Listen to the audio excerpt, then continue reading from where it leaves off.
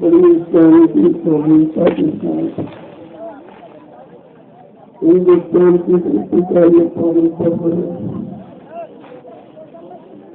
तो भाई बहन के सम्मान को लेकर पाक का परिचय करता है।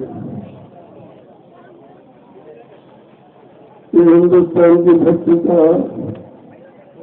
मर्यादा का शिष्टाचार का प्रेम के बंधन का पर्व है। ये केवल हिंदुस्तान में ही मनाया जाता है और कहीं नहीं, क्योंकि विश्व में भारत जहाँ शिष्टाचार मर्यादा अनुशासन और पारिवारिक रिश्ते जो पाक चारों में मनाए जाते हैं, ये विश्व के अन्य देशों में नहीं है। इसीलिए भारत में पर ही हमेशा परमात्मा का अवतार होता है। ये परमात्मा को भी प्यारी बने, ये ऋषि को योगियों की ये सारी शक्तियों को परमात्मा भक्ति देती योग भूमि है। यहाँ पर योग माने जो इसी के संबंध में रिश्ता करते हैं, कैसे जोड़ा जाता है तो बहुत विश्वास को देता है।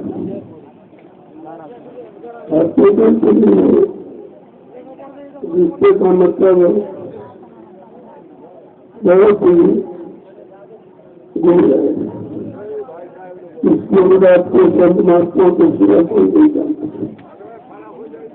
कितने कर्मों का लेन देन तो पूरा बनाया जाता है और कैसे पूरा होगा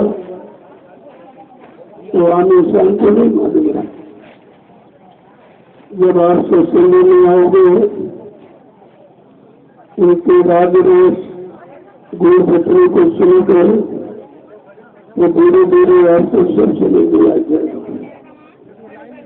पारिवारिक जीवन, सामाजिक जीवन, व्यवहारिक जीवन हमारा किस तरह से व्यतीत होना चाहिए। मानव जीवन का सच्चा अर्थ तो नहीं जानता है, तो पारिवारिक सामाजिक व्यवहारिक जीवन को जानता है और उसी तरह से अपना जीवन यापन करता है। हम ऐसा नहीं जानते उसको।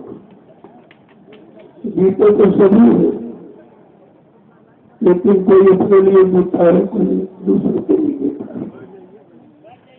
जीने का सच्चा अर्थ तो वही है, वही मनुष्य है जो मनुष्य के लिए मरे है। मानव का सच्चा अर्थ है कि हम सभी मानव जाति एक ही है। हमारा सबका मानव धर्म एक ही है, हमारी सबकी मानव नीति एक ही है। लेकिन ये कितने लोग जानते हैं, क्योंकि आपका संबंध सब महात्माओं से हट गया।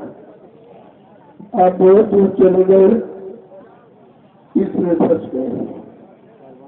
दुख मुसीबत आपत्तियों में आप चले गए। अगर संत महात्माओं के करीब आते जाते रहते हैं, क्योंकि हिंदुस्तान में जितने त्योहार रस्म रिवाज में मनाए जाते हैं, ये सत्यों की ये महात्माओं के बनाए हैं। तुम्हारे विज्ञान वैज्ञानिक ने कोई त्योहार नहीं बनाया, और जो ऋषि मुनि महात्माओं ने बना दिया उसको खत्म भी नहीं कर पाए, न बना पाए न खत्म कर पाए। अगर ऋषि मुनि महात्माओं ने ये त्योहार न बनाए होते तो आपको खुशियां मनाने का कोई समय जीवन में नहीं था। तुम दुख में पैदा होते, दुख में रहते, मर के चले गए। ये ऋषि मुनि महात्माओं की देन है जो आज आपको त्योहारों से जोड़ा गया। त्योहार का सच्चा अर्थ है तीन आहार, कि हमारे मानव जीवन को सच्ची का आनंद दिलाने वाले मतलब तीन आहार। तो हमारा जीवन तो आहार पर निर्भर है। सतोगुण तमोगुण रजोगुण, और तीनों का अर्थ अलग है। अगर तमोगुणी आहार करोगे तो क्रोध में चले जाओगे, क्रोध की अग्नि में जल जाओगे, फिर बुद्धि का विवेक ज्ञान समाप्त हो जाएगा, एक दूसरे से लड़ाई झगड़ा मारकाट सीना के पीछे करते रहोगे। ये तमोगुणी आहार का प्रभाव है। रजोगुणी आहार में भोगी विलासी बन जाओगे, शरीर कमजोर हो जाएगा, और जिस काम के लिए मानव शरीर मिला उस काम से दूर चले जाओगे। सतोगुणी आहार ये मानव जीवन को स्वच्छ पाक साफ निर्मल पवित्र बनाने वाला। सतोगुणी का मतलब जो परमात्मा ने आपको दिया, मानव शरीर के लिए जो आहार बनाया, अगर वो आहार आप करते रहते तो मानव जीवन का सच्चा सुख और सच्ची शांति और आनंद आपको मिलता है। तो आपने आहार का मतलब देखा। भोजन तो सभी करते हैं, लेकिन किस भोजन का क्या प्रभाव पड़ता है, किस भोजन से क्या लाभ मिलता है, किस भोजन से हमें बीमारी मिलती है, हम कमजोर हो जाते हैं, यही ऋषि मुनि महात्माओं ने आपको बताया। लेकिन जब लोग मानते रहे तो सब सुखी रहे, और जब से आपने मानना बंद कर दिया आप दुख के सागर में डूब गए। अब तो चारों तरफ तुम्हारे दुखी दुख दिखाई दे, कहीं शांति और किसी तरह की दिखाई नहीं देती। प्रेमियों, आज ये तिथि, आज ये पर्व जो हिंदुस्तान की धार्मिक जगह का बड़ा महत्वपूर्ण पर्व है, ये हमारे रिश्ते को मजबूत करता है। भाई बहन के समान साथ साथ निर्मल पवित्र रिश्ता अगर हम सबों से बनाने लगे और सब रिश्तों को समझ लें कि मतलब पति पत्नी का रिश्ता क्या है, भाई बहन का रिश्ता क्या है, बाप बेटे का रिश्ता क्या है, और भाई भाई का रिश्ता क्या, अगर इनको आप ध्यान देते तो आपका पारिवारिक जीवन, सामाजिक जीवन, व्यवहारिक जीवन और कष्ट में नहीं होता, दुखों में, तकलीफों में, बीमारी, लड़ाई झगड़ों में नहीं होता, और सच्ची सुख शांति का आनंद लेते होते। लेकिन तुमने अपना रिश्ता नाता महात्माओं से तोड़ दिया, बहुत दूर चले गए। दूर जाने के कारण तुम्हारा जो सच्चा ज्ञान था, सच्ची जानकारी थी, सुख शांति आनंद पाने वाली, वो खत्म हो गई।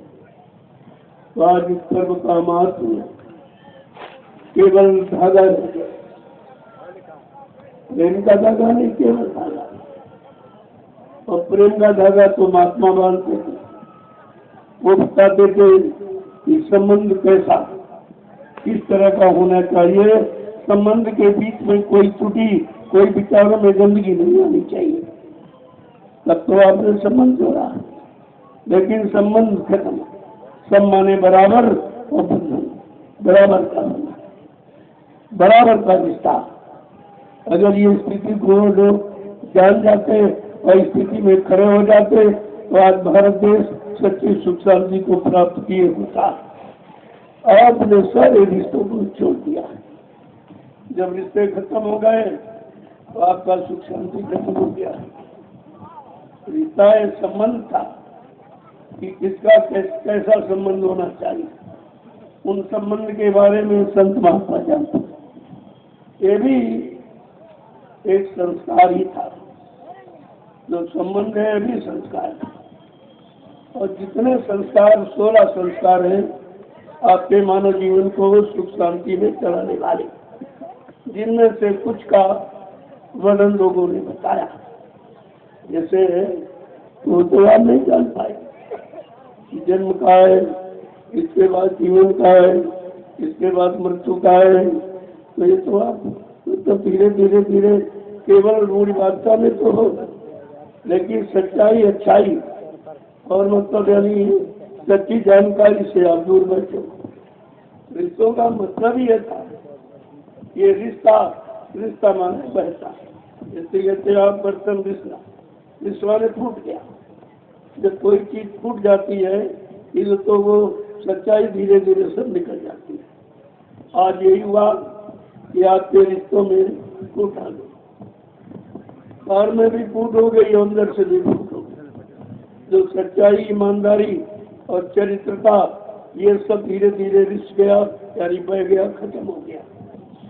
यही कारण हमारी परेशानी का, हमें दुख तकलीफों में जाने का केवल कारण यही है।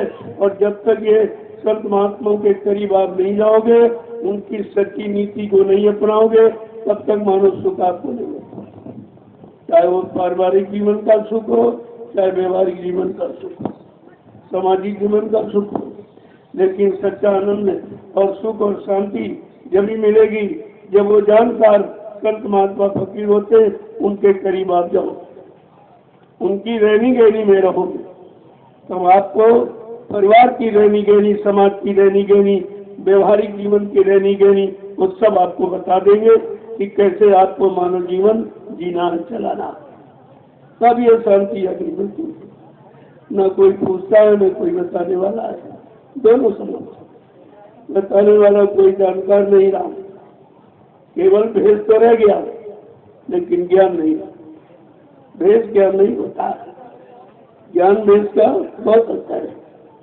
तो भेद तो रह गया, लेकिन ज्ञान नहीं रहा। अब भेद में लोग फंस गए और ज्ञान मिला नहीं। जब तक ज्ञान नहीं मिलेगा, जानकारी नहीं मिलेगी, आपको सुख आनंद नहीं मिलेगा। तो आज इस पर्व को किस रूप में मनाना चाहिए, और ये किसने बताया, किसने समझाया आपको? ताओ ऋषि मुनि महात्माओं ने इस पर्व को बहुत ही सुनिश्चित ढंग से, मर्यादित ढंग से इस संबंध के बारे में उन्होंने जानकारी दी कि भाई और बहन का रिश्ता बिल्कुल पाक साफ पवित्र होता है। इसमें कोई दुर्गुण, कोई दुराभाव तो कभी गंदगी आती ही नहीं है। कभी तो रिश्ता बरकरार रहेगा, जब गंदगी आ गई तो रिश्ता समाप्त हो जाएगा। तो आज के पर्व को हमें कैसे मनाना चाहिए, ये सामूहिक रूप में जो आज ये अवसर मिला है, ये संदेश सारे हिंदुस्तान में जा रहा है और सबको ये जानकारी दी। इस तरह का कहीं नहीं हो, इस तरह का ये त्योहार रस्म रिवाज कहीं मनाया नहीं जाता, क्योंकि लोग केवल खाने पीने तक सीमित है। ये भोजन त्योहार नहीं, ये भोजन रस्म रिवाज नहीं है। भोजन तो जड़ शरीर की परवरिश करने वाला, जड़ शरीर के लिए। और तुम्हें चेतन की तरफ जाना, चेतन से मिलना है, चेतन का दर्शन दीदार करना है। अगर जड़ में इस जड़ शरीर को फंसाए रखा तो चेतन से बहुत दूर चलेगा। भोजन भी जड़ है और शरीर भी जड़। ये जड़ शरीर का भोजन अलग और चेतन आत्मा की खुराक भोजन अलग। अगर इन दोनों आहार के बारे में जान लेते कि आत्मा का आहार भोजन क्या और शरीर का क्या, तो दोनों को आपको मिलते रहते और दोनों का काम चलता रहता। लेकिन कोई खराब धंधा नहीं, ना तो आपने शरीर का भोजन, सब गंदगी लाद ली तरह तरह की। तो शरीर का भोजन जो जड़ है उसमें गंदगी आ गई, तो चेतन भोजन के बारे में आपको जानकारी नहीं कि आत्मा क्या खाती, आत्मा की खुराक क्या है।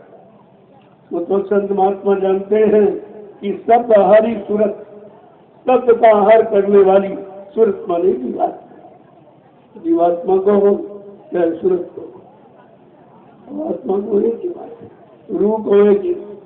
मुसलमानों ने रूह कहा और हिंदुओं ने जीवात्मा कहा और ईसाइयों ने सोल कहती। कहने का तो कोई भाषा से है, उसमें परिवर्तन नहीं होता। तुमने किसी का नाम अपने मन मुताबिक रख लिया तो उस नाम की मर्यादा थोड़ी समाप्त हो जाएगी, और तुम्हारे नाम रखने से तुम उसकी मर्यादा समझ भी नहीं सकते हो और रख भी नहीं सकते। जय गुरुदेव, जय गुरुदेव, जय गुरुदेव, जय गुरुदेव। नाम किसका? जय गुरुदेव नाम कृष्ण, जय गुरुदेव नाम कृष्ण, प्रभु का प्यारा नाम।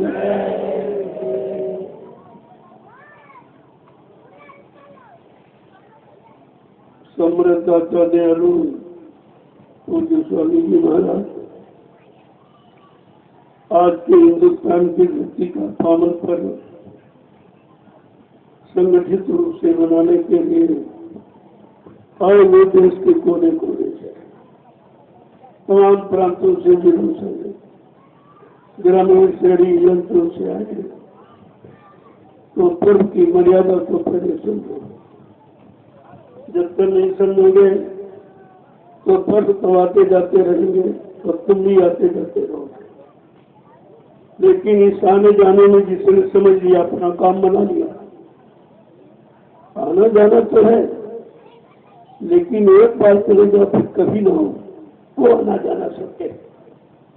सत्य तो वो है, इतने जन्मों से आते जाते, इतने युगों से आते जाते तो बंद हुआ ही।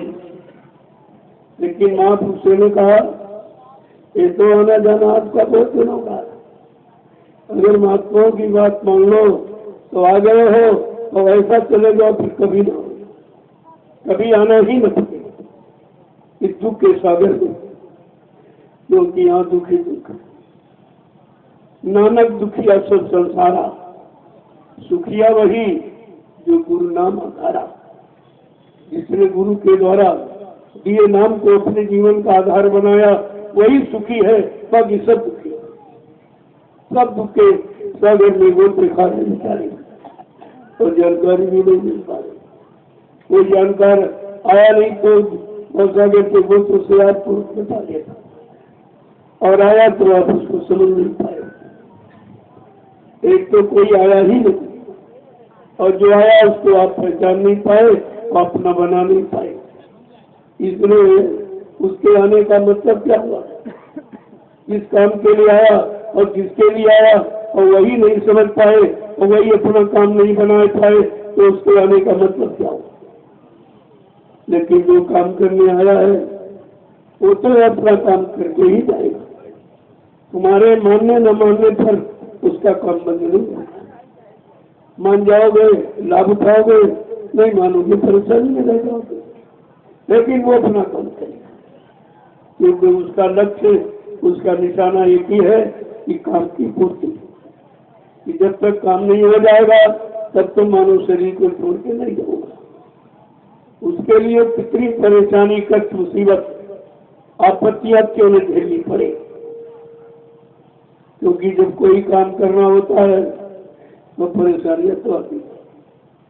और परेशानी आपकी दृढ़ता की परीक्षा कि आप दृढ़ है कि नहीं, आप स्थिर प्रज्ञ है कि नहीं, आप में सत्ता है कि नहीं, तो उसकी परीक्षा है।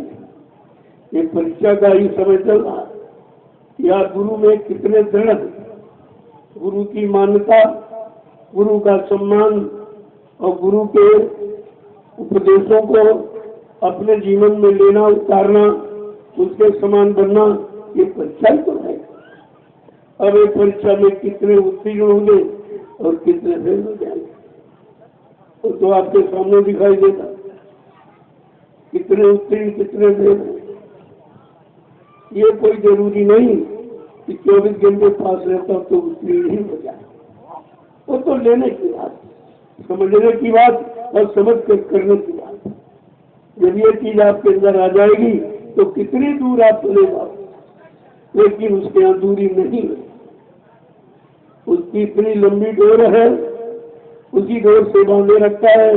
जैसे पतंग आसमान में कितनी दूर चली जाए, ये जो पतंग उड़ाता है डोरी उसके हाथ में, वो जब चाहेगा पतंग को समेट कर अपने पैर के अंगूठे पर रखेगा। इसलिए जिसने नाम की शब्द की डोरी पकड़ाई, तुम कितनी दूर चले जाओ, कहीं चले जाओ, अलग हो जाओ, भूल भ्रम संदेहों में फंस जाओ, लेकिन जब वो डोरी खींचेगा तब समेट के वही पर आ जाओ। इसलिए वो अपने काम से कभी पीछे नहीं हटते, अपने काम को निरंतर जारी रखते। समझ जाओगे तो काम बन जाएगा, और नहीं समझोगे तो फिर आपको बार बार इसी नर की योनियों में आने जाना पड़ेगा। इससे छुटकारा पाना चाहते हो तो समझने का प्रयास करो। पहले सुनो, फिर सोचो, और फिर समझो, फिर अपनाओ, हो जाएगा सब संभव।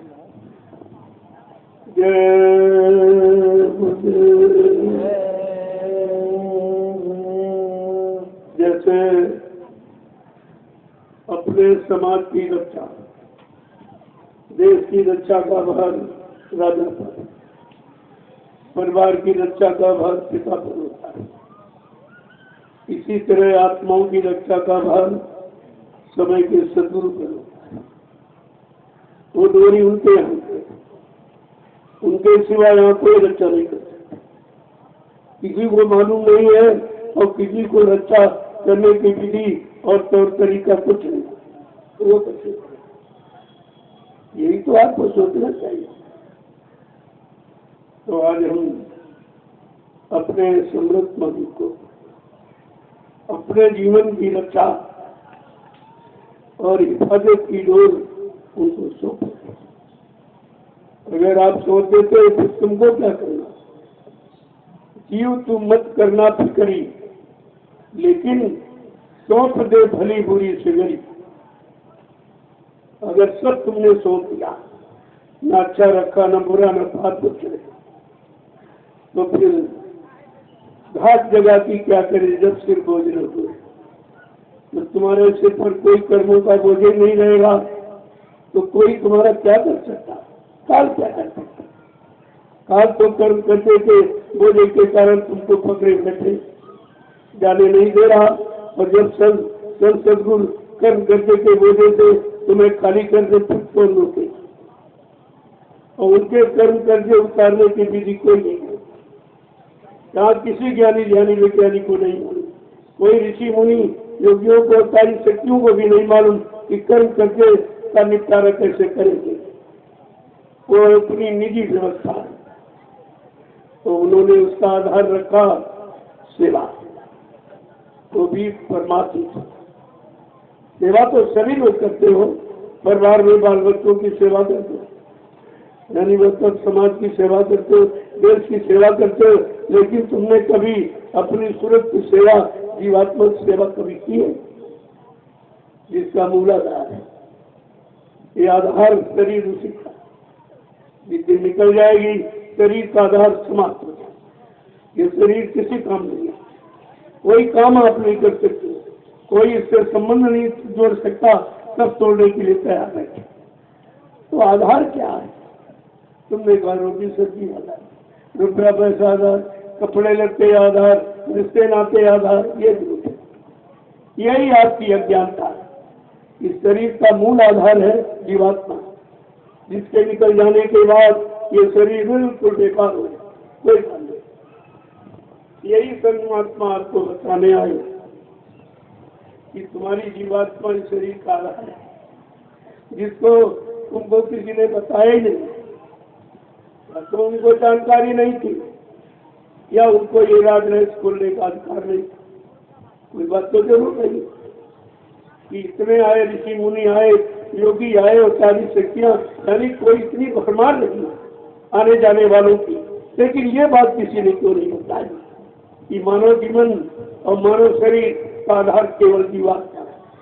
वो है परमात्मा का अंश, न वो ब्रह्मा का अंश है, न विष्णु, न शंकर, न रामकृष्ण देवी देवता, वो किसी का अंश नहीं, वो परमात्मा है। और यही बात आपको नहीं बताएगी। कभी कोई ब्रह्मा में फंसा, कोई विष्णु में फंस गया, कोई शंकर में, वो भी असली शंकर नहीं है, कंकर पत्थर का शंकर, कंकर के शंकर में तारे।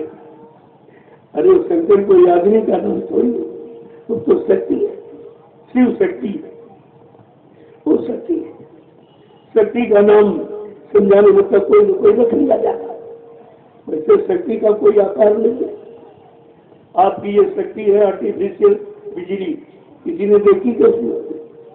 गोरी है कि काली है कि पीली नीली है, कितनी बड़ी है कैसी छोटी? कुछ शक्ति साकार आंखों से देखा नहीं जा सकता, केवल अनुभव बंद। उसका अनुभव किया। देखने में इतनी सूक्ष्म कि दिखाई नहीं देती, अवतार में इतनी विस्तृत कि सारी दुनिया को जला सकती। इसको कहते हैं शक्ति।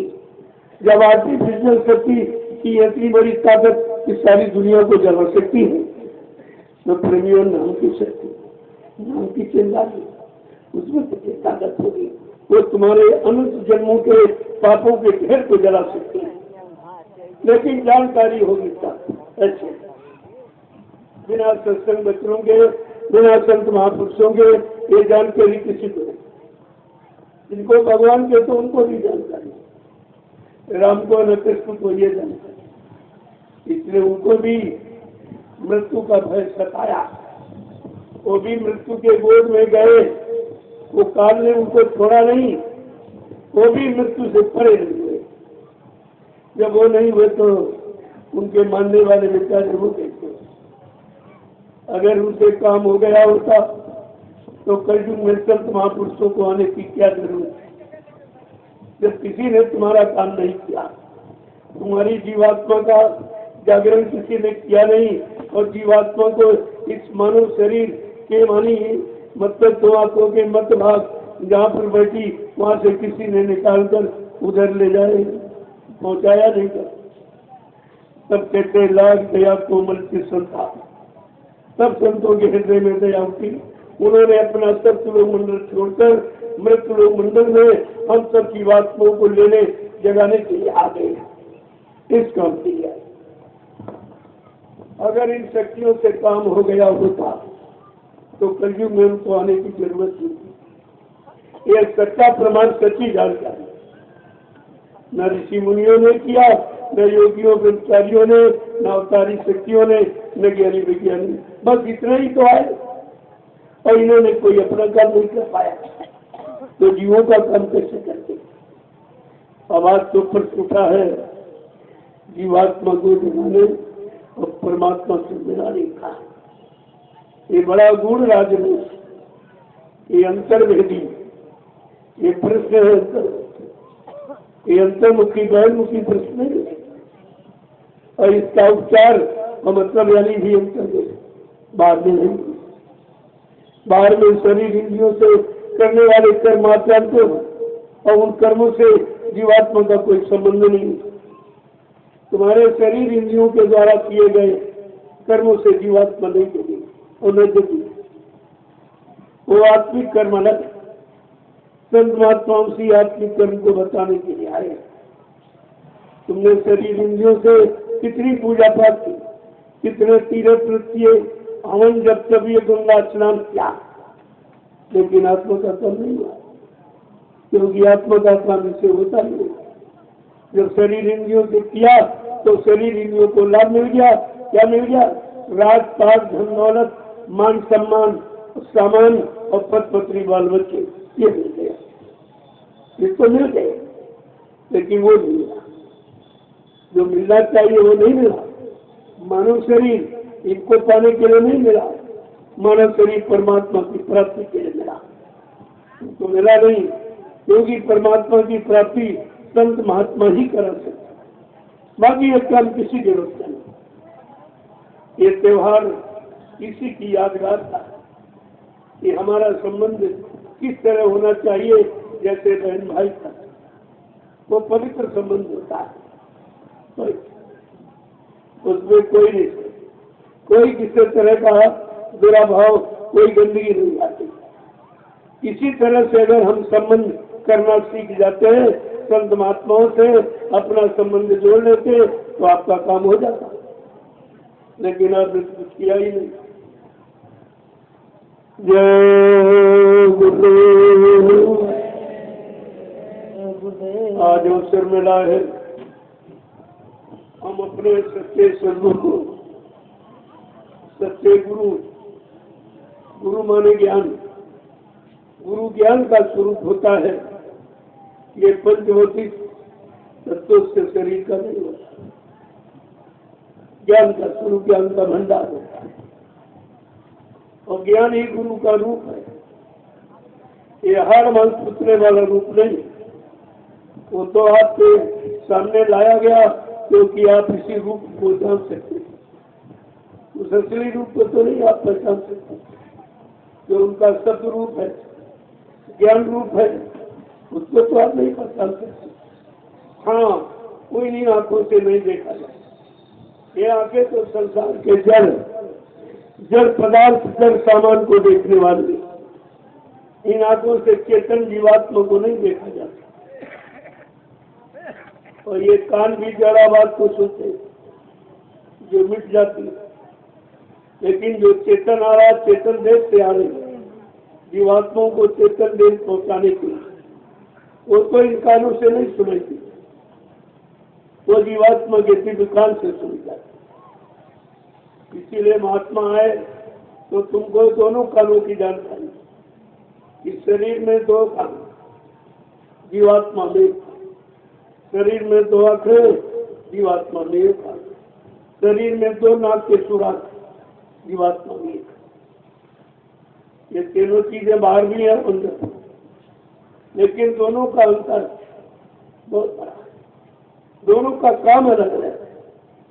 ये तो समझाने के लिए कि जैसे बाहर से आप अगर आँख खराब हो जाए तो दिखाई नहीं देगा, कान खराब हो जाए तो सुनाई नहीं देगा, नाक खराब हो जाए तो गंध सुगंध का आपको अनुभव नहीं हो सकता। इसी तरह अगर जीवात्मा की दिव्य आँख खराब, दिव्य कान खराब, दिव्य नाक, तो आपको दिखाई सुनाई कुछ नहीं देगा। और सुगंधी जो भरी उन मंडलों में थे उसका भी अनुभव नहीं होगा। तो कहा जब बाहर की आँख का नाक खराब हो जाती तो आप बाहर के जानकारों की तलाश करते, कोई डॉक्टर वैद्य हकीम मिल जाए जानकार, और वो जानकारी अगर उसके पास है और दवा है तो वो ठीक कर देगा।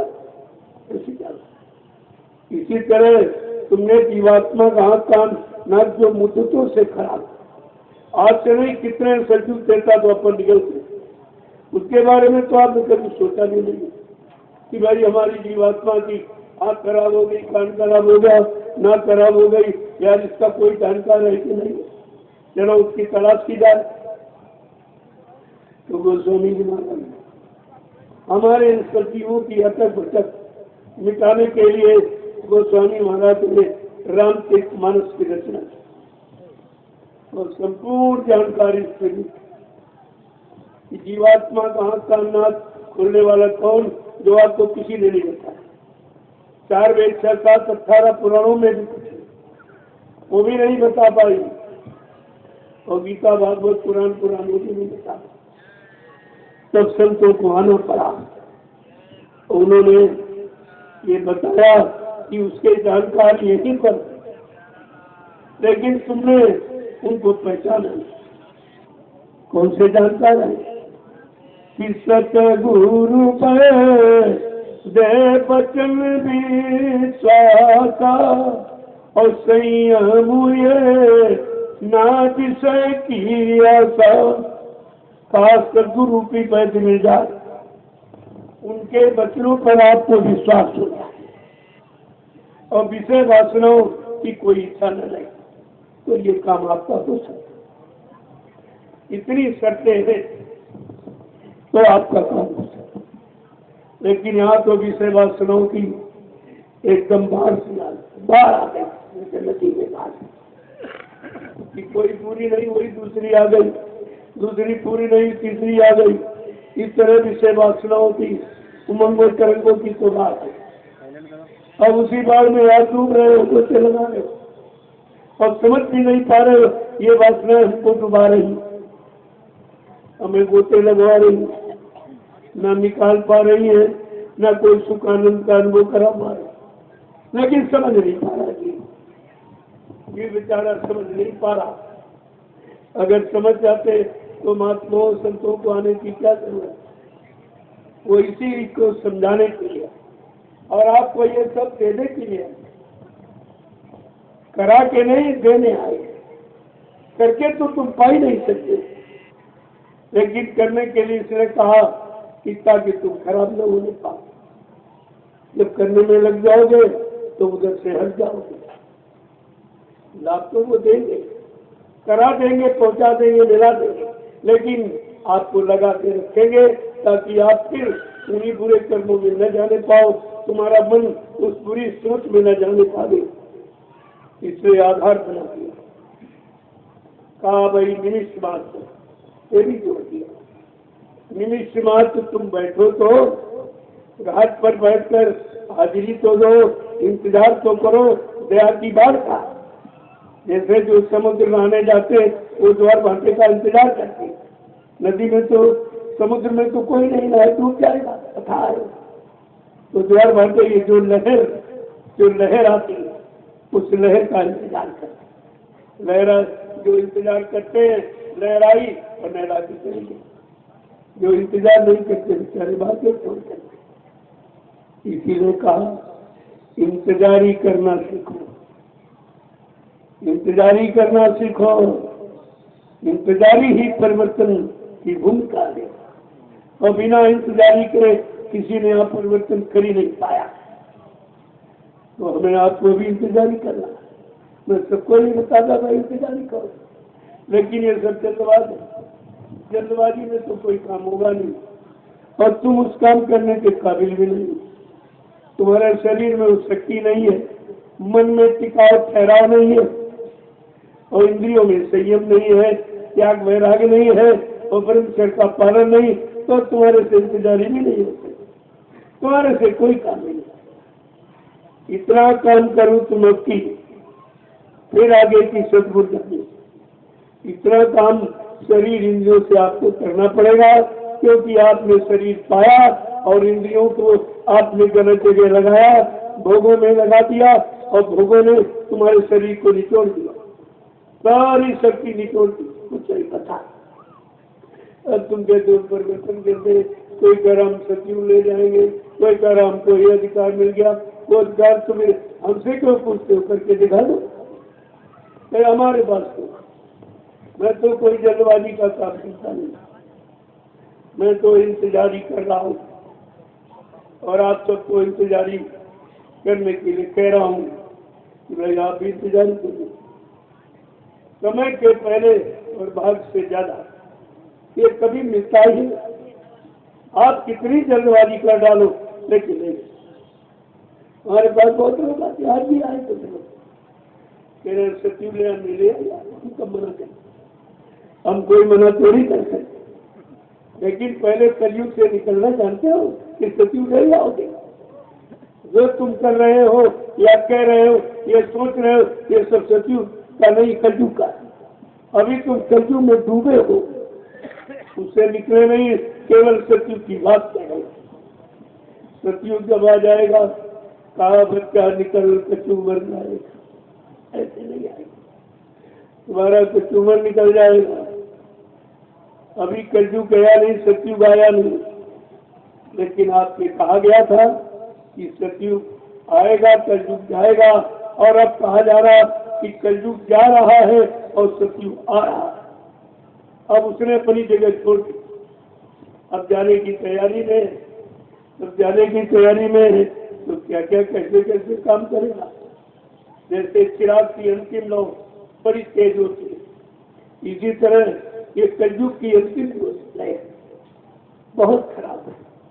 कितनों को मारेगा, कितने को बहकावेगा, भरमावेगा, कितने को भोगों में यानी मतलब गंदे खान पान में, गंदे कर्मों में यानी फंसा के कितने सबको यहाँ से ले जाएगा। क्यों? कहा कलयुग में कलयुग जाएगा, पहले समझो, कलयुग में कलयुग जाएगा, यानी कलयुग कलयुगी लोगों में समा जाएगा। जो जिनका कलयुगी खान पान, कलयुगी भाव विचार है, तो कलयुगी कर्म है, उनको कलयुग समेट के ले जाएगा। और जा रहे आप ले करेंगे, कोई जाए। अरे कोरोना नाम की बीमारी ने पर्चे दे दिया, कोई शाकाहारी नहीं मरा, जितने मरे कोरोना काल में सब मांसाहारी। ये पर्चे है कलयुग, अगर तुम इसको नहीं छोड़ोगे तो मैं सबको ले जाऊंगा। उसने एक चेतावनी दी थी, लेकिन ये सब बेचारे अचेत है, ये चेते ही कहाँ है, ये तो अचेत है, इनकी समझ में नहीं आ रहा कि महात्मा क्या कह रहे हैं, क्यों कह रहे हैं। क्या उनको अपनी कोई गरज है? वो तो अपने को सुरक्षित, उन्हें तो कोई मार ही नहीं सकता। लेकिन वो चाहते कि भाई सब बचा, सारी जीवात पैरू है नरकों में जाने से बचा। वो तो सबके लिए आए हैं, लेकिन जब सब उनकी बात मानेंगे तभी तो सब बच पाएंगे। ऐसे तो वही बचने वाला है।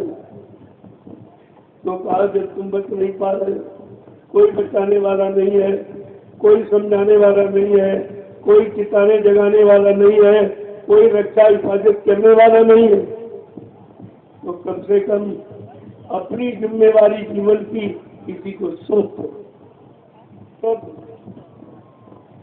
किसको? कि रक्षा का बंधन सौंपो रहा गुरु आज तुम्हारे हाथों में, रक्षा का बंधन सौंपो रहा गुरु आज तुम्हारे हाथों में, उतारे पतन अब मेरा है गुरुदेव तुम्हारे हाथों में, उतारे पतन अब मेरा है गुरुदेव तुम्हारे हाथों में। जिसने तुमको पहचान लिया उसने तुम्हें अपना मान लिया, कि जिसने तुमको पहचान लिया उसने तुम्हें अपना मान लिया। उद्धार की है साथी अपार गुरुदेव तुम्हारे हाथों में, रक्षा का बंधन सौंपो रहा गुरु आज तुम्हारे हाथों में। जिस सिर पे तुम्हारा हाथ रहा दुख दर्द मुसीबत जाता रहा, जिस सिर पे तुम्हारा हाथ रहा दुख दर्द मुसीबत जाता रहा। ऐसी ही है कुछ करामात, ऐसी ही है कुछ करामात गुरुदेव तुम्हारे हाथों में, रक्षा का बंधन सौंपो रहा गुरु आज तुम्हारे हाथों में। उद्धार पतन अब मेरा है गुरुदेव तुम्हारे हाथों में।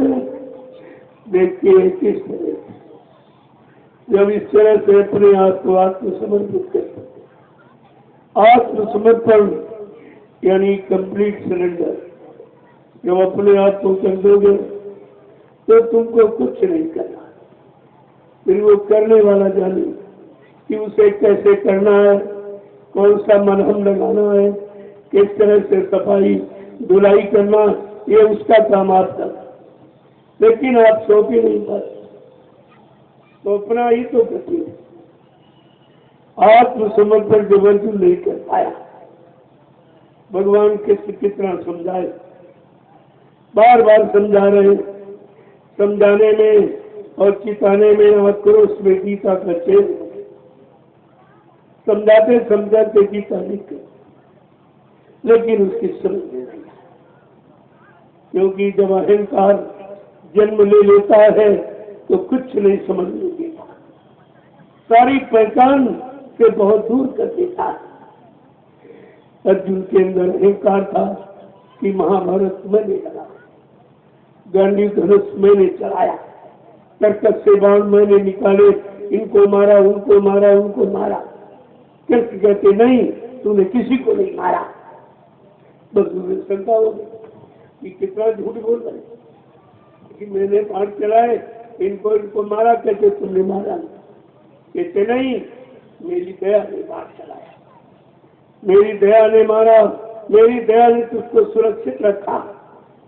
लेकिन ये बात समझ नहीं, क्योंकि दया अंदर से काम करती है और वो बाहर में बैठा है, बाहर से धनुष बाण चला रहा, बाहर में अपनी शक्ति का प्रयोग कर रहा। वो दया की बात को कैसे समझे? जब अर्जुन जैसा ज्ञानी कृष्ण की दया को नहीं समझ पाया, तो आज ये कलयुग का ज्ञानी भोगी विलासी जी ये बाबा जी की दया को कैसे समझे? बड़ा समझना बहुत मुश्किल। और आपको ये सब समझाते समझाते जब कृष्ण थक गए, तब उनको अंत में कहना दिखा। क्या कहा? सर्वधर्मान परित्यजे माम एकम शरणं व्रज, आम काम शरण पाते हो मोक्षम सामासु। जो सारे मत पतांतों को सब मेरे को समर्पित कर दे, तेरे पर कोई अपराध कोई पाप नहीं लगेगा। ये सब मैंने किया, तू मुझको सौंप दे, तू अपराधी कभी नहीं है। लेकिन नहीं, जब नहीं पहचान पाया, नहीं समझ पाया, तो पांचों पांडव नर्क में चले, साथ रहते हुए भी नर्क में चले गए। वो तो पांचों पांडव थे, आज तो 40, मथुरा में रहते थे 40, सब नर्क में चले गए, सब नर्कों में। और कुछ नर्कों में जाने की तैयारी कर रहे हैं, क्योंकि उनकी समझ में नहीं आ रहा। इतना ये गुरु उपदेश हो रहा है, सारे हिंदुस्तान को 10 वर्षों से बराबर जानकारी दी जा रही, लेकिन कोई जानकारी नहीं दे रहा। तो ये सब नर्क में चले जाए, फिर इन बेचारों का क्या होगा? इनका तो इस बात की है, इसीलिए उसी काम में लगा वो कभी न कभी तो समझ जाए। चाहे परिवार का कोई व्यक्ति कोई कहीं चला जाए, नाराज हो जाए, तो क्या वो परिवार से नहीं मिलता? क्या पारिवारिक संबंध टूट जाता है? क्या उसके दया का भाव नहीं रहता? क्या उसकी संभाल की इच्छा नहीं होती? उसको बचाने की इच्छा नहीं होती क्या? लेकिन जो जाने वाले नहीं माने तो चले ही जाएंगे, नहीं तो काल का देश खाली हो जाएगा। अगर सब मान जाते तो देश इसका उजड़ जाता, काल का देश उजड़ जाता। लेकिन मानेंगे, मानने के कहाँ और कहाँ मान रहे आप देख रहे। 10 वर्षों से लगातार मैं बराबर जानकारी दे रहा हूँ, अरे भाई मान जाओ, गुरु बच्चों को सुनो। यही आपको पहले सुनाया गया और उसी को फिर दोहराया जा रहा, क्यों तुम भूल गए हो? अपने भूले बिछड़े वादों की याद करना। जिनको मरना है जाना है, अब कैसे बचाओ? जब जैसी हो सभ्यता तब तैसी मति हो, और काल रेख की लेख को ले सकेगी। अब जिनकी यानी किस्मत ही बन गई, जिनका संस्कार ही बन गया, उसको कैसे लेता जाएगा? लेकिन प्रयास कभी बंद नहीं किया जाता। महात्मा अपना प्रयास कभी नहीं बंद करते, वो बराबर जानकारी देते, क्योंकि वो इसी काम के लिए आए ही। साधु से हो न कारज हानि, साधु संत महात्माओं से कभी तुम्हारे काम की हानि नहीं है। अब तुम न समझ पाओ इशारों को, वो बात है, क्योंकि सबके संस्कार सबके कर्म अलग, उन कर्मों का यानी हटाना मिटाना भी अलग, उनका तरीका भी अलग। इसलिए सबके साथ एक समान व्यवहार नहीं किया जाता। कर्मानुसार जैसे जिसके कर्म है, उन कर्मों के उतारने के लिए उनके साथ वैसा ही व्यवहार किया जाता, ताकि वो कर्म से खाली और तुम भी खाली हो। तुम्हारा अलग है, उनका अलग। जब कर्म अलग है तो निपटारे की योजना भी अलग, लेकिन हम नहीं क्यों बेचारा सोच पा रहा। इसीलिए रोज सत्संग किया जाता है, रोज आपको समझाया जाता है, रोज उन्हीं वचनों को दोहराया जाता है, वही पाठ रोज पढ़ाया जाता है। लेकिन जब तक पढ़ाया जाएगा, जब तक आपको याद नहीं होगा, जब तक पहला पाठ याद नहीं होगा दूसरा नहीं पढ़ाएगा, समझ नहीं खराब। दूसरा जो पढ़ाएगा पहला याद करो। याद का मतलब रटने से नहीं, अपने जीवन में उतारने। जब तुम उतार लोगे जीवन में तो दूसरी युक्ति बता जाएगी, फिर तीसरी बता दी जाएगी। इस तरह तुम्हारे सारे जन्मों के कर्मों के ढेर को उतार के अलग कर दिया जाएगा। लेकिन बात समझ नहीं, तुम समझोगे था तो कहा जब नहीं कर पा रहे हो तो अपनी रक्षा का भार उनको दे, तो लेने ही आए, वो उतारने आए, उनके पास शक्ति सामर्थ्य है, वो तो एक क्षण यानी भी से कम में भी उतार देंगे, लेकिन तुम बुरे जीवन में नहीं उतार पाओ। अब तुम न देते हो न करते हो, सोचते भी नहीं हो, करते भी नहीं, तो अपना भी मुश्किल समझते हो। अगर सोच तो फिर तुम्हें क्या करें, तुम्हें करने की आवश्यकता नहीं और तुम कर ही नहीं सकते, इसीलिए कह रहे सौंप दो। हाँ, हमने तुमको युक्ति दे दी, अगर तुम करना चाहते तो कर लो। कोई नामदान आपको दे दिया गया, अगर आप जगा सकते हो तो जीवात्मा को जगा लो। अगर तुम्हारे बस का नहीं तो गुरु को सोचो, वो जगाने आए, उनका काम ही जगाने का। तो सबको मौका देते, कोई ये न कहे कि हम ये कर सकते थे तो इन्होंने हमारा काम क्यों कर दिया। तो आपको मौका भी दिया जाए। कितने वर्षों से आप नामदान लिए बैठे, कुछ भी नहीं, अपनी जगह भी आप नहीं छोड़ पाए, मन बुरी गंदी आदतों से अलग नहीं हो पाया, तो आपने किया ही क्या इतने दिनों में। तो कहा अभी मौका है, अभी छोड़ दो, लेकिन जोर लगा ला आपने। देखो कब तक जोर लगाओ, कभी न कभी तो निराश हताश हो ही जाओ। अब फिर आप सोचते तो मतलब क्या निकला। ये ऐसे समय में सोच दो कि तुम देख तो लो कि ये किस तरह हमारा काम करती, तो तुमने ऐसी अवस्था में सौंपा तो तुम्हारी आंखों ने देखना बंद कर दिया, कानों ने सुनना बंद कर दिया, बुद्धि ने निर्णय लेना बंद कर दिया।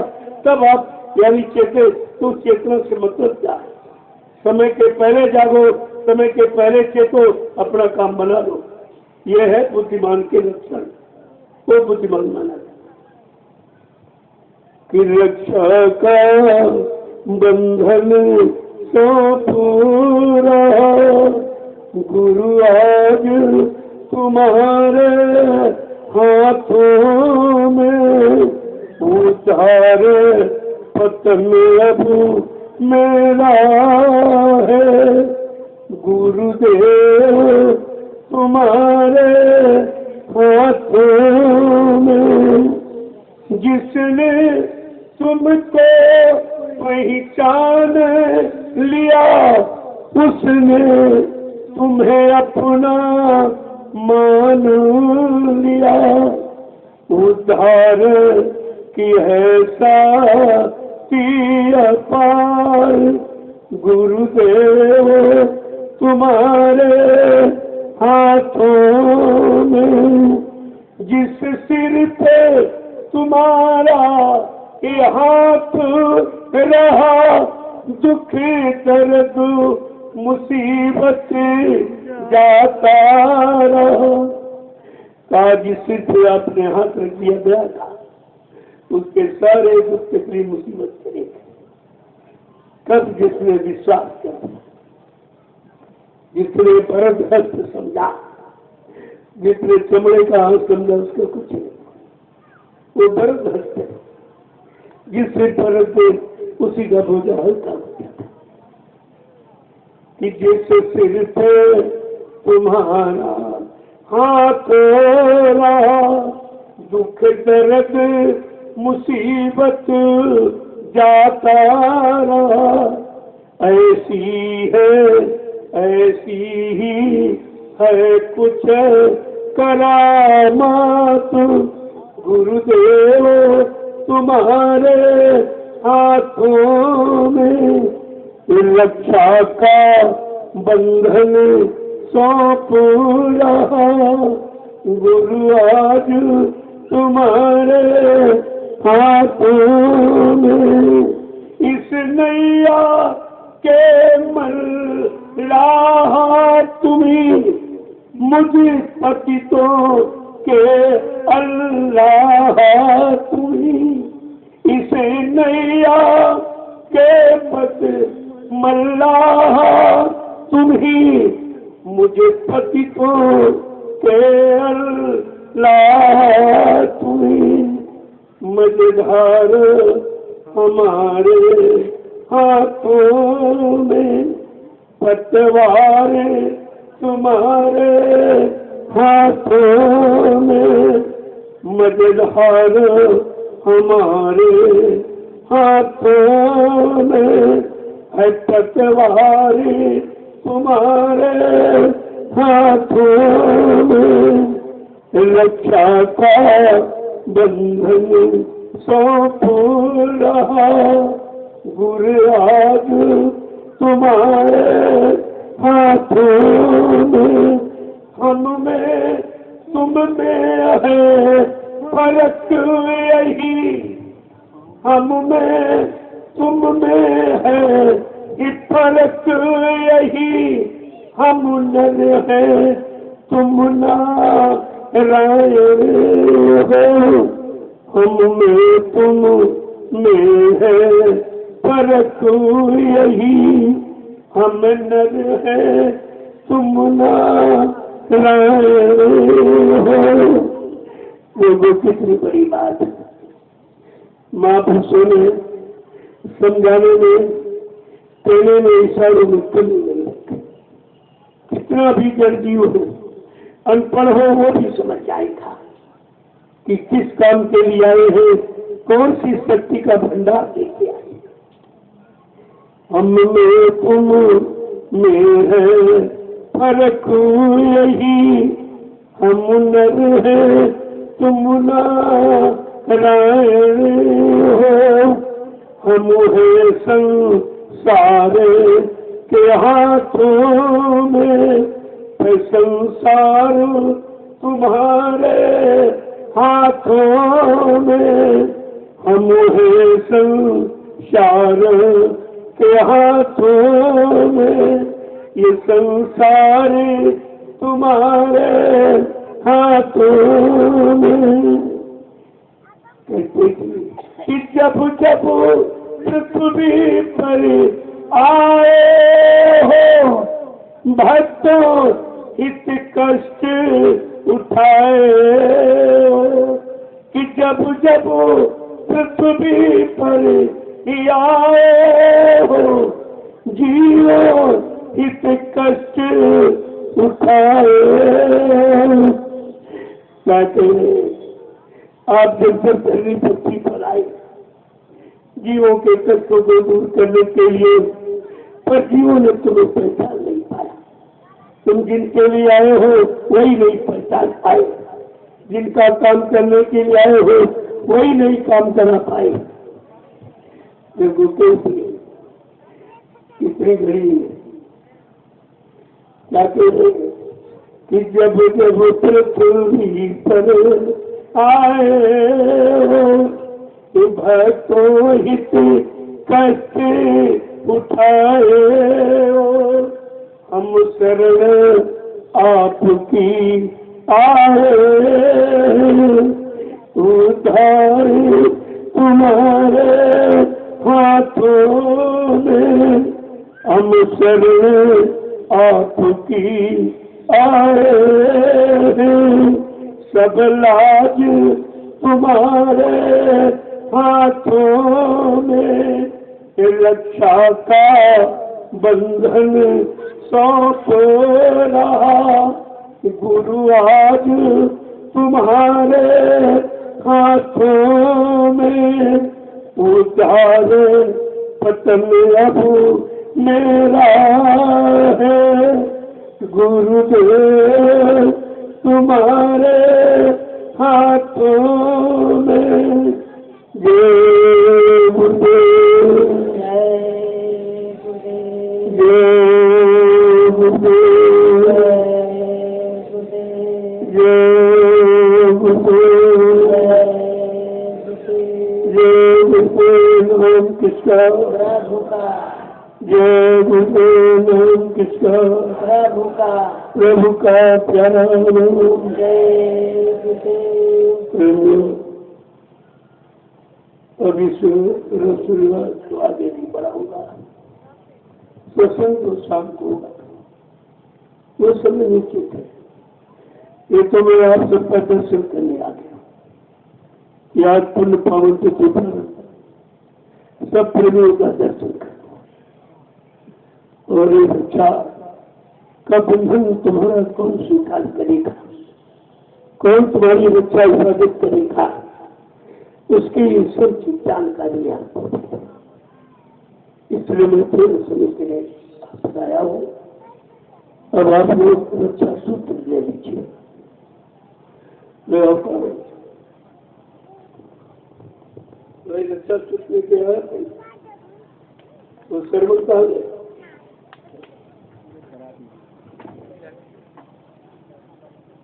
वो है सबसे बड़ी सेवा। तुम लोग सेवा का चुनाव नहीं करता।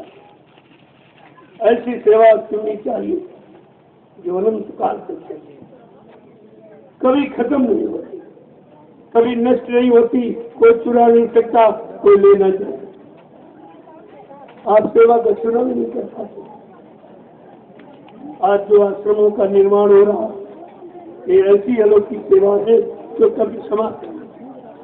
जो स्थान बन जाएगा कितने युगों तक रुकेगा। आपकी सेवा कितने युगों तक उजागर रहेगी, कितने करोड़ जीवों को मार्गदर्शन देगी। बात तो आप समझ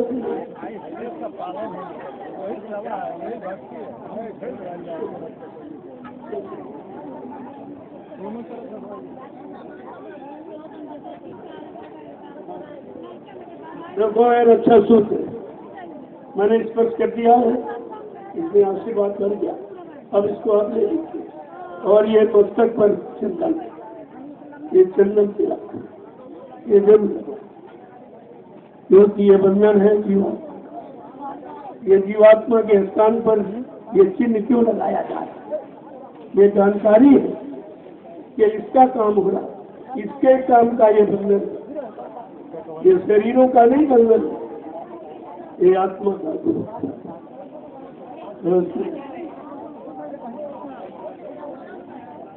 लाइन लगा दी सबको, दो लाइन लगा लीजिए आप महिलाओं की। महिलाओं को देगी, ये रक्षा सूत्र महिलाओं को देंगी। और इस मर्यादा का हमेशा पुरुषों की लाइन में महिलाएं नहीं जाएगी, महिलाएं की लाइन में पुरुष नहीं जाएगा। ये हमारी मर्यादा। किसी को आप भूल गए, कभी तो आप भूल कर में चले गए। रस को ले लेते, प्रसाद का भी साथ साथ में प्रसाद, या तो यही आते जाओ, प्रसाद लेते जाओ, रक्षा सूत्र लेते जाओ, और ये रोली आपके मुश्किल। चलो आप लंच देते जाओ।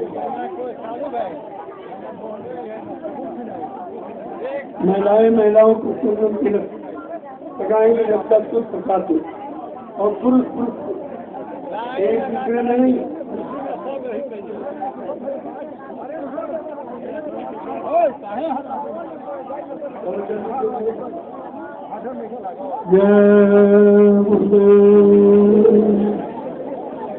जय शांति के साथ, शांति और शालीनता को याद किया बराबर। ये रक्षा सूत्र और ये चंदन रोली और ये महाप्रसाद की रोटी आज के पावन पर्व पर आपको जो हिंदुस्तान में कहीं नहीं, इस तरह का पर्व कोई नहीं मिला।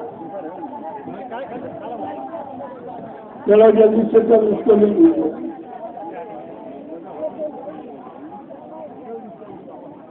देखो ये इलायची का नाम सुन, ये दुआ गया का भरा प्रसाद, इसको संभाल के रखो और मिला लेना।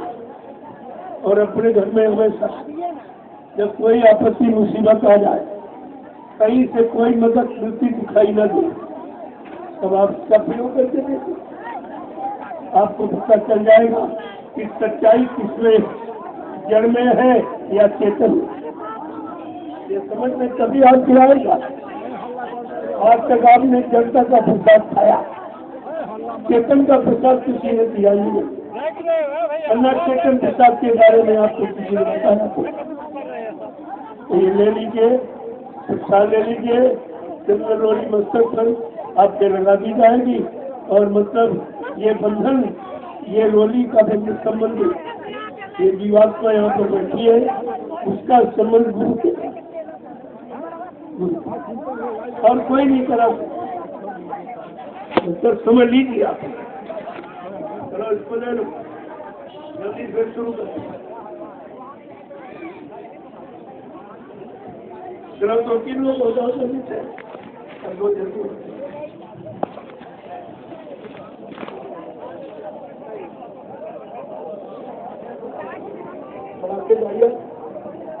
जल्दी आ जाओ।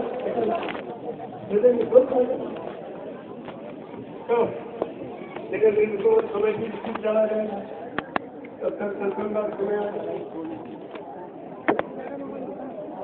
सत्संग का समय खराब, जल्दी से ये भी करो। किसी की तो जरूरत जानकारी आपको सत्संग से ही होगी। लाभ कैसे मिलेगा, ये सत्संग ही तो बताएगा, और ये जानकारी कैसे मिलेगी।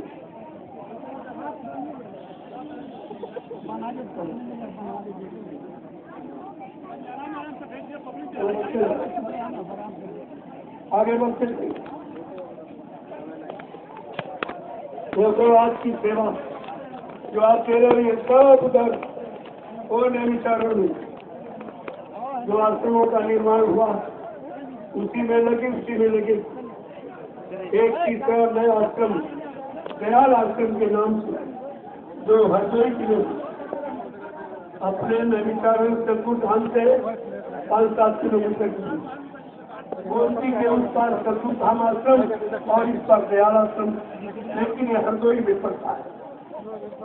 वो सीतापुर में या हरदोई में। तो ये सेवा आपकी बड़ी आवश्यक।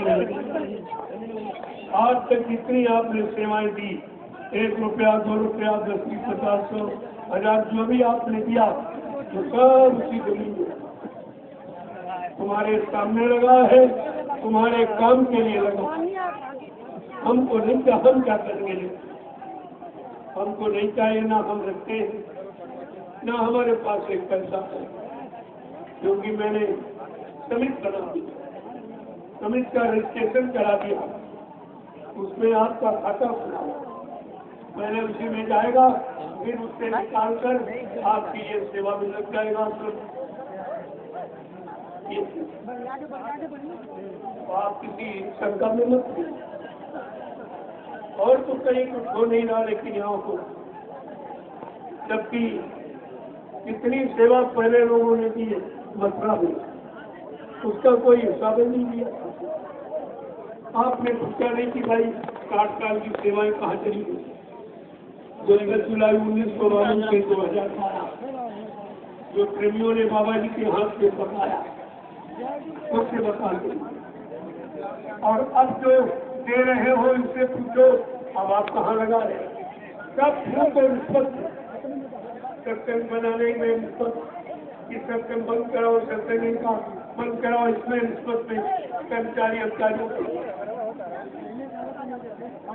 और गुरु की सच्चाई छिपाने में, कोर्ट कचहरी में कि बाबा जी मर गए, बाबा जी मर गए, मतलब इस झूठ को सिद्ध करने में करोड़ों रुपए तुम्हारी सेवा जा रही है, लेकिन झूठ छिपने वाला नहीं।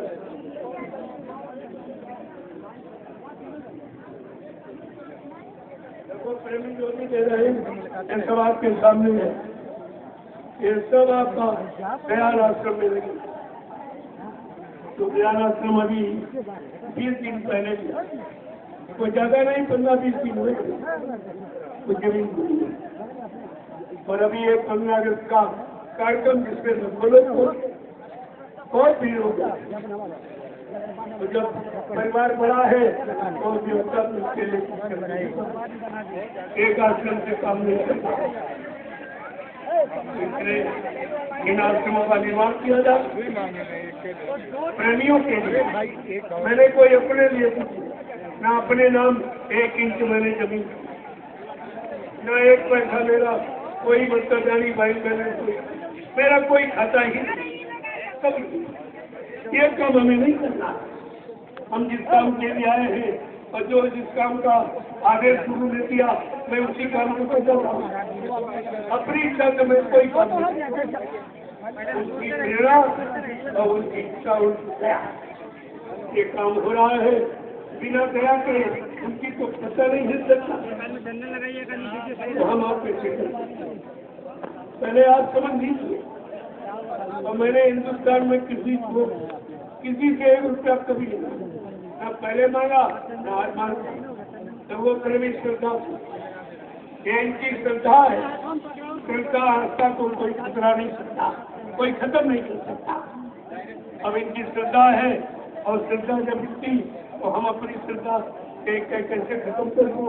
उनको इनकी ट्रेनी गाड़ी कमाई को अच्छी जगह लगा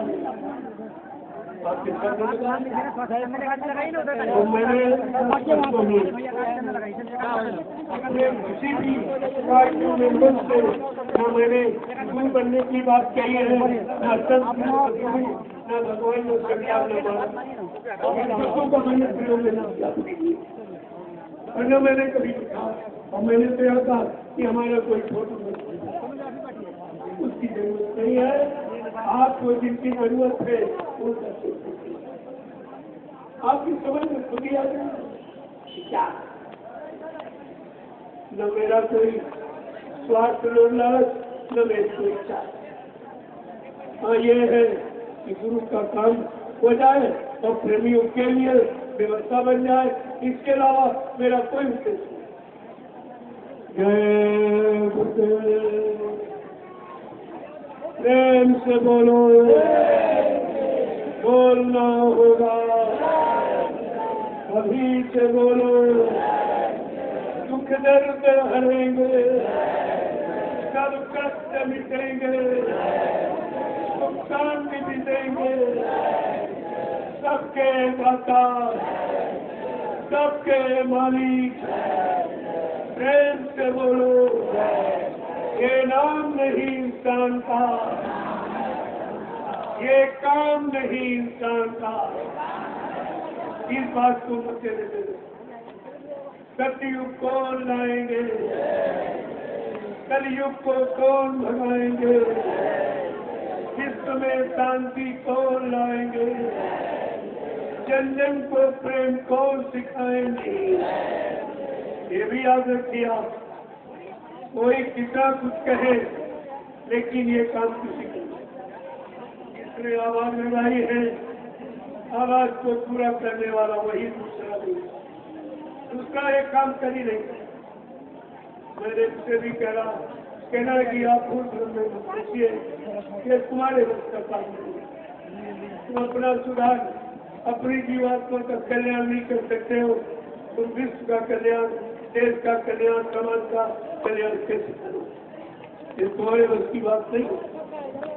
इसलिए किसी तरीके में अक्सर अपना समय खराब मत करो, समय से लग जाओ, इंतजारी करना सीखो। इंतजारी, बिना इंतजारी का कोई इतिहास आज तक बना ही नहीं। इंतजारी करने की हमें आपको भी और सचिव की इंतजारी करनी।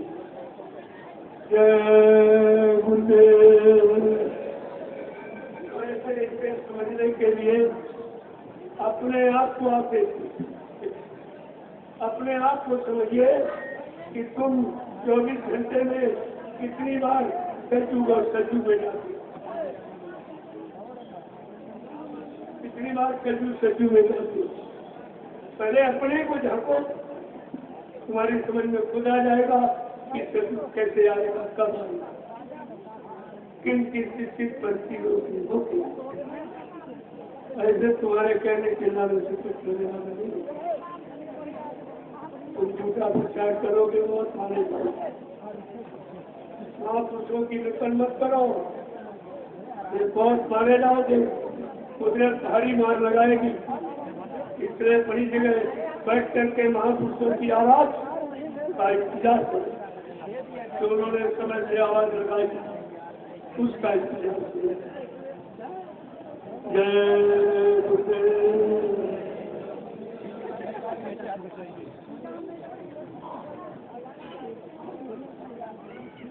उधर से आइए, उधर से आइए, उधर से नहीं आओ।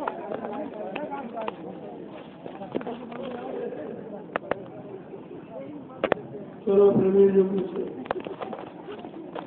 आज के त्योहार को लोगों किस तरह से आप मनाने की जानकारी आपको। जब पारस्परिक प्रेम प्यार मोहब्बत में और बहन भाई का जैसा रिश्ता साथ का पवित्र होता है, प्रेमियों को पारस्परिक अपने रिश्ते को इसी तरह मजबूत रखना चाहिए। सत्संगी की बुराई करे तो सत्संगी नहीं, चारधारी की बुराई करे तो नकली चारधारी।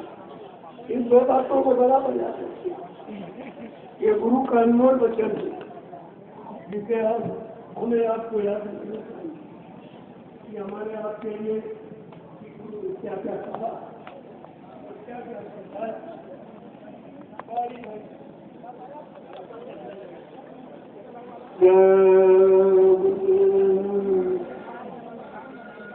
चला प्रेमियों की सोचो सवाल को पूरा कर लीजिए, बाकी सत्संग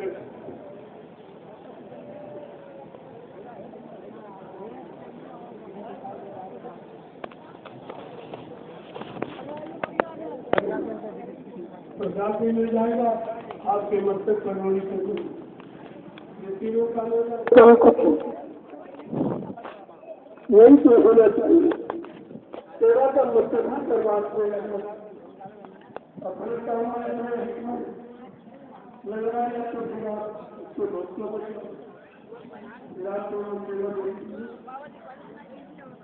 ये कैसा बना सकती।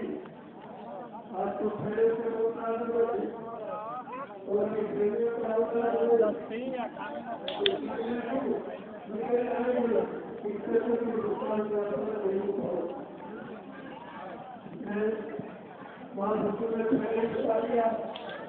के कमाई के दोनों नहीं तो खा रहे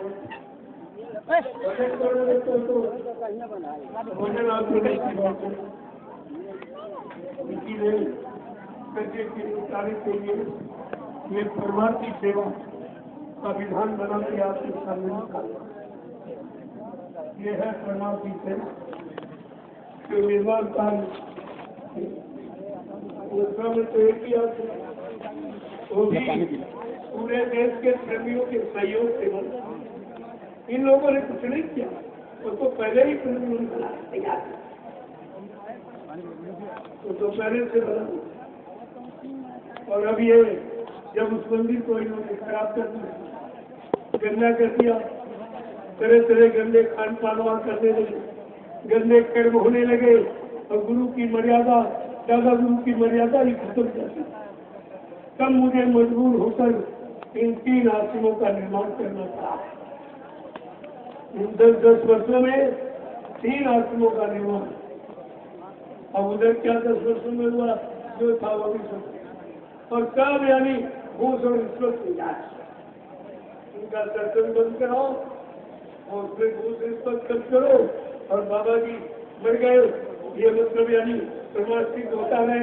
इसको यानी उभरने न पावे कि बाबा जी जिंदा है, ये बात सुनने न पावे, उसके सामने उस सत्य और सदगुरु की यानी सच्चाई को छिपाने में कितने करोड़ रुपया घूस और रिश्वत में किया जा रहा। तुम्हारी सारी सेवाओं का दुरुपयोग किया गया और आज भी किया जा रहा। इस पर आप विश्वास करें। यही तो सोचने समझने का समय और आपको सोच के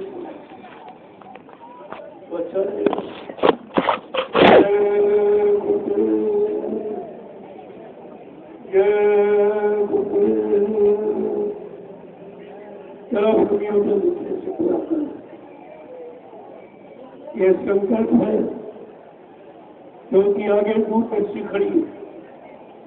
ये जो व्यवस्था बन रही सब दूरदर्शी का घोषणा पत्र उठा के देखो कि 25 महात्माओं शासन व्यवस्था को चलाने के लिए जो सचुगी व्यवस्था दूरदर्शी के द्वारा चलाई जाएगी, उसमें केंद्र में 25 महात्मा। इसी तरह से आपके प्रांत में, जिले में, तहसील में, ब्लॉक में, न्याय पंचायत, ग्राम सभाओं में उन महात्माओं के द्वारा देश में सचुगी व्यवस्था का संचालन होता है। नेता बेटा नाम खत्म हो जाए, कोई सांसद विधायक नाम नहीं, कोई मुख्यमंत्री प्रधानमंत्री नाम नहीं होगा, सब प्रमुख सेवादार होगा। सेवादार सेवा करने वालों को सेवादार, इस बात को ध्यान में रखिए। और जितने ही ये आश्रम बने सब कार्य इन्हीं से देश की सचुगी व्यवस्था का संचालन किया जाएगा। आगे आने वाली जो व्यवस्था हो उसी के बारे में तैयारी की जाएगी। अगर पहले से तैयारी नहीं होगी तो एंड टाइम पर आप कैसे कहाँ बैठोगे, कहाँ कार्य करोगे? जनता के हितों का सेवा का कार्य आप कहाँ से करेंगे? उसके लिए आश्रम का निर्माण होना अति आवश्यक है। इसी को ध्यान में रखकर दूरदर्शी व्यवस्था को सामने रखकर ये कार्य किया जाए। जय गुरुदेव, जय गुरुदेव। जब कभी मौका मिला दे तो अपने आश्रमों का निरीक्षण देखो कि तुम्हारा पैसा कहाँ मिला, तो आपको विश्वास हो जाए कि तुम्हारा पैसा कहाँ। वो भी एक एक दो दो 10-20 रुपये, इससे ज्यादा तो किसी ने कभी दिया नहीं। अब थोड़ी संख्या बढ़ी है तो लोगों की सेवाएं बढ़ी, लेकिन पहले 10 रुपये ज्यादा कोई नहीं। आज भी ज्यादातर 10 रुपया, लेकिन ये आप देखिए 10 रुपये का काम कितना। यही तो सच्चाई है।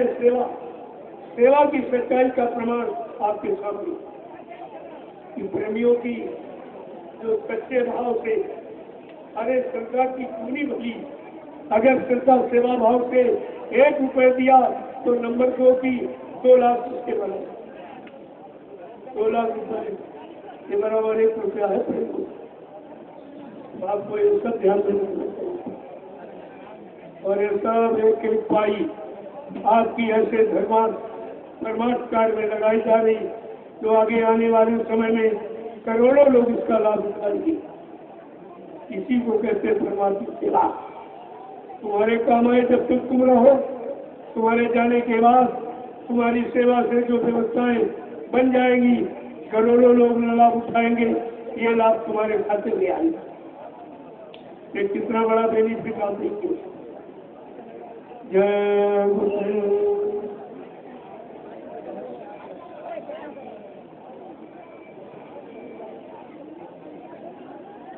जिनको आपने सेवाएं दी है तो सब खा के बिना, किसी ने झोपड़ी नहीं बनाई प्रेमियों के लिए, संगत के लिए संगत का पैसा। इन विचारों को भी नहीं मालूम है कितना बड़ा हम कर्जा ला रहे हैं। इनको होश नहीं आ रहा क्या हुआ, इसका परिणाम कितना बुरा है। तो मैं सामने करके दिखा रहा हूँ, प्रमाण प्रस्तुत कर रहा हूँ 3 आश्रमों का, फिर भी इनकी समझ में नहीं आ रहा कि जहाँ कोई सेवा नहीं मांगी गई, न मांगी जा रही, प्रेमी स्वेच्छा से जो 1, 2, 10, 50 दे रहे, उसी से कितना बड़ा काम हो रहा है। ये काम ही इन सब को नतमस्तक कर देगा। इसको ऐसा काम ही सारा हिंदुस्तान जान रहा है कि देवी शरण की पावन पवित्र भूमि पर 2 आश्रमों का निर्माण और 3रा हरदोई, ये 3 आश्रमों का निर्माण हो गया। जो आपने 100-200 फीस किया उससे हो गया। और जहाँ 4-4, 5-5 ऐसे अंकों की सेवा वसूली जा रही, वहाँ कुछ भी नहीं। तुम्हारे हित का, संगत के हित का और परमार्थ का कोई काम नहीं, कोई भी सेवा नहीं। और सब इसी झूठ को छिपाने में लगा रहे, लेकिन फिर भी हम झूठ छिपने नहीं देंगे। तुम कितना जोर लगा लो, जोर लगा ले अकेले जमाने, कब तक जोर लगाएगा जग में ये गुरुदेव का झंडा लहर लहर लहराएगा। ये सदगुरु का झंडा इस सारे विश्व में लहराएगा। तुम क्या, सारा विश्व इस रात को जान जाएगा, सच्चाई को जान जाएगा। तुम्हारी झूठ छिपने वाली नहीं। अब भी चेत जाओ, अब भी जाग जाओ, हम आपको मौका दे दें। आगे आने वाले समय में तुम लोग अपने आप को बाबा जय गुरुदेव जी महाराज का शिष्य भी नहीं कहला सकोगे।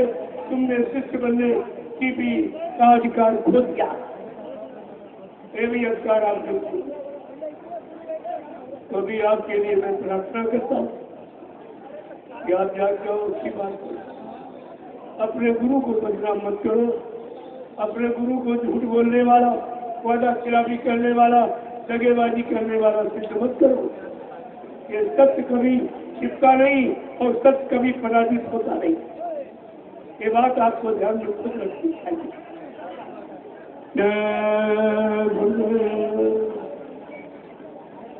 चलो जल्दी चलो।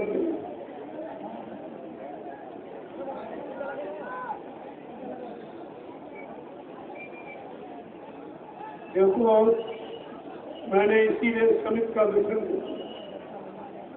ये गुरुदेव आध्यात्मिक वैचारिक विचार समिति जो हाई कोर्ट के द्वारा जिसको मान्यता प्राप्त है, उसी में आपका खाता हुआ। इतनी सेवाएं सब खत्म और उसी खाते से निकालकर ये परमार्थी निर्माण कार्य किया जाए। इधर उधर नहीं, किसी के नाम नहीं। जब मैंने अपने नाम एक पाई नहीं जमा, 1 इंच जमीन नहीं खरीद, तो ये दूसरे कैसे होगा? पहले इसको समझिए आप। और सभी आपका है, आपके लिए न कोई ले सकता, न कोई लेके जा सकता। ये आपका की गाड़ी कमाई है और आपके लिए, आपकी सुख सुविधा के लिए ये व्यवस्था की जा रही है। आगे का समय खराब है, आप कहाँ बच्चे जाओगे? कहीं तो कोई स्थान ऐसा होना चाहिए जहाँ आप शरण ले सकते। तो बात आप समझिए। और वो भी ऐसी जगह 88,000 ऋषियों की तपस्या होती है नैमिषारण्य। इतने बड़ी संख्या में ऋषि मुनियों ने पूरे विश्व में कहीं पर तपस्या नहीं की, इसलिए पावन पवित्र स्थान नैमिषारण्य। इसके लिए गोस्वामी महाराज ने रामचरित मानस के उत्तरकाल में पूछा, तीर्थवर नैमिष विख्याता अति पुनीत साधक सुरदाता। अत्यंत पावन पुनीत स्थान नैमिषारण्य, उसका लाभ जहाँ 88,000 ऋषियों ने तपस्या। श्रीमद् भागवत पुराण की रचना वही नैमिषारण्य में ही लिखी गई है। 88,000 ऋषियों की मंत्रणा से वेद व्यास ने श्रीमद् भागवत पुराण की रचना तेरी नैमिषारण्य में। ये ऐसा पावन पवित्र स्थान। और बाबा जी ने भी उसी स्थान के लिए इशारा किया 1997 में गुरु पूर्णिमा के पावन पथ पर। कहा, बच्चा, ये ऐसी भूमि है जहाँ 88,000 ऋषियों ने तपस्या की। यहीं से सतयुग के अंकुरन निकलेंगे। ये गुरुवाणी को सब भूल गए। ये गुरु की शब्द का सम्मान, उनके आदेश उनका पालन किया जा रहा है। उसी पावन भूमि पर आश्रमों का निर्माण किया जा रहा है। ये अपनी मनमुक्ता में कुछ नहीं होता। जो आदेश हुआ उसी का पालन। हमें सब भूल गए बेचारे कि 1997 में बाबा जी ने क्या कहा, सब उनकी समझ नहीं आ रहा।